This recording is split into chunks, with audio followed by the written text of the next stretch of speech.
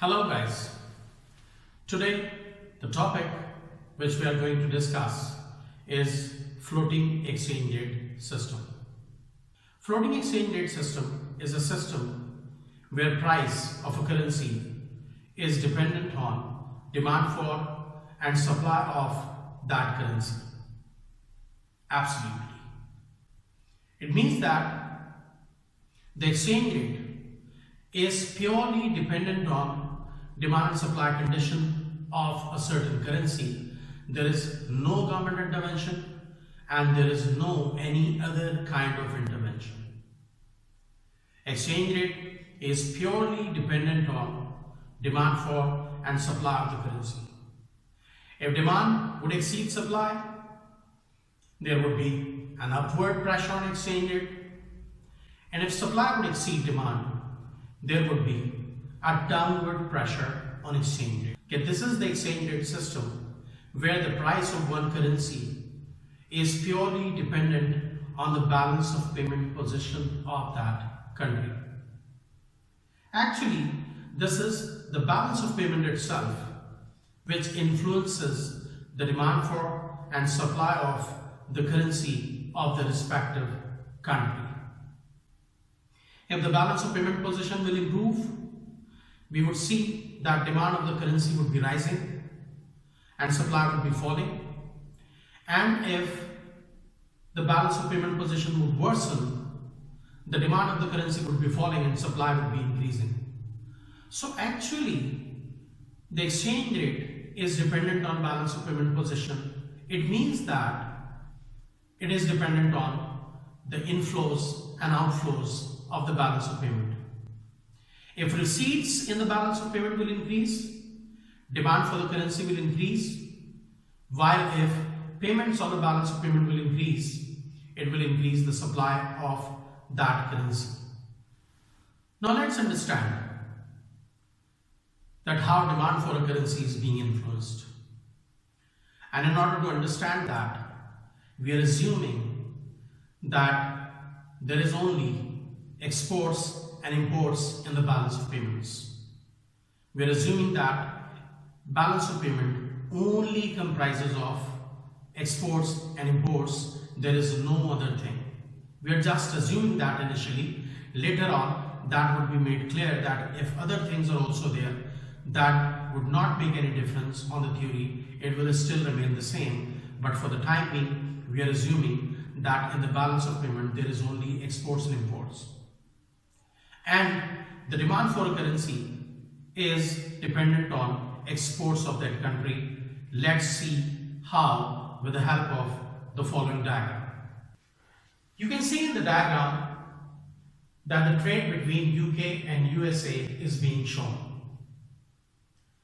You can see in the third arrow, in the third black arrow, that UK is exporting goods to US.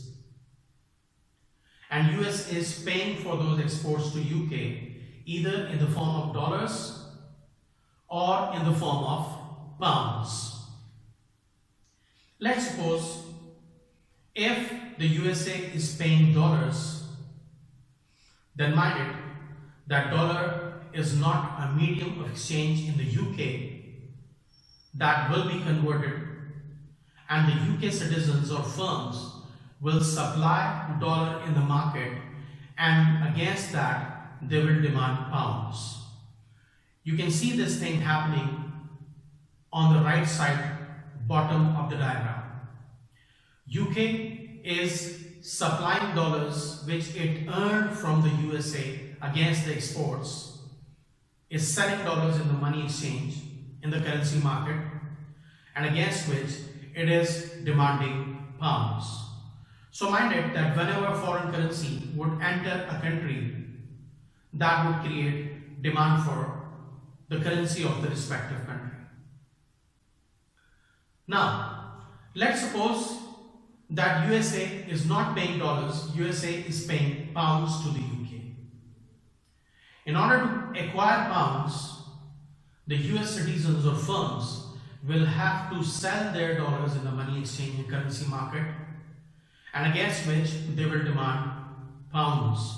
You can see this happening on the left side, left bottom of the diagram.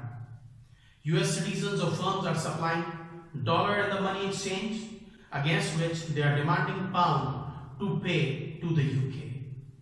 So in both the cases, whether USA pays UK in dollars, whether USA pays in the form of pounds, in both the cases we can see that demand for pounds is being created.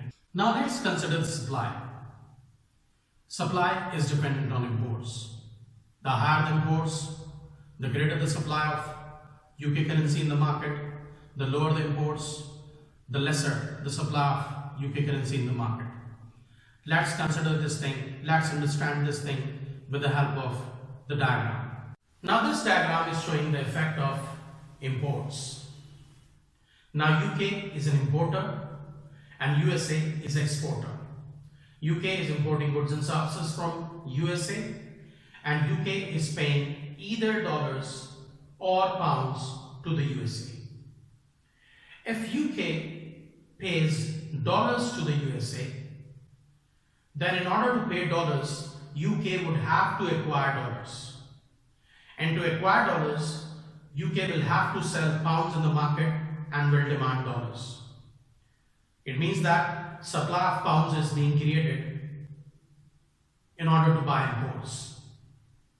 Or if the UK will pay directly pounds to the USA, then USA will have to convert that pound into the dollars.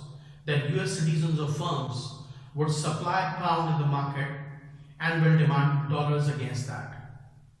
So in this case also, you can see that whenever UK is importing, in both the cases, the supply of UK pounds is being done in the market. If the UK pays in the form of dollars, then in order to acquire the dollars, it will have to sell pound, which means supplying pound, or if sell it in the form, or if it pays in the form of pound, then the US firms or citizens will have to convert that pound into the dollars and demand for supply of pound would be created, because in the USA, pound is not a medium exchange. They will have to acquire dollar against that. So far, we have seen that how demand of a currency is dependent on exports of that country and how supply of that currency is dependent on imports of that country. Now moving forward, we would now try to understand the relationship between the exchange rate and demand of the currency and then exchange rate and supply of the currency. Let's discuss the relationship between exchange rate and demand of the respective currency. And that is quite simple, because we already know the law of demand. When exchange rate rises, demand for the currency will contract. When exchange rate would go down, the demand for currency will extend, other things remaining constant. The reason is quite simple. When pound would become expensive, it means that UK exports for people would become expensive. Because when they will have to buy an expensive pound, obviously the exports of the UK would become expensive for them. Therefore, the demand for UK exports would fall, and when demand for UK exports would fall, and we already know that demand for a currency is derived demand, so when people are not buying UK exports, they would not buy UK pound. As a result, at higher exchange rate, the demand for pound will contract.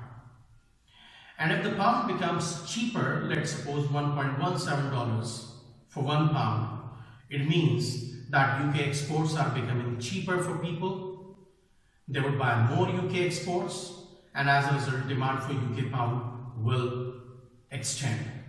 So a change in price of the UK pound in terms of dollars is causing a movement along the demand curve. And the demand curve is downward sloping. We already know that. It is downward sloping because whenever price rises, demand contracts. Whenever price falls, demand extends. Right? Having understood that, now we go towards the relationship between exchange rate and supply.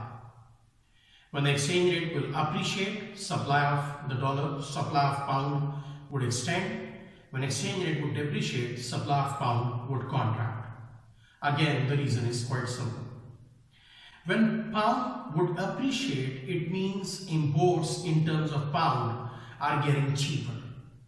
UK citizens and firms would import more, and when they will import more, they will have to buy other currencies to import those goods and services, and to buy those currencies they would supply pounds in the market.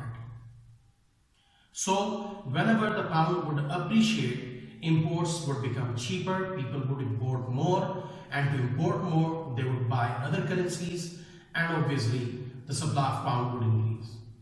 However, if the pound depreciates, then it means that imports have become expensive. UK people and firms would not be able to import that much, and when they would not import that much, they would not be supplying their currency that much. The supply curve of a currency is always upward sloping. When exchange rate appreciates, supply extends.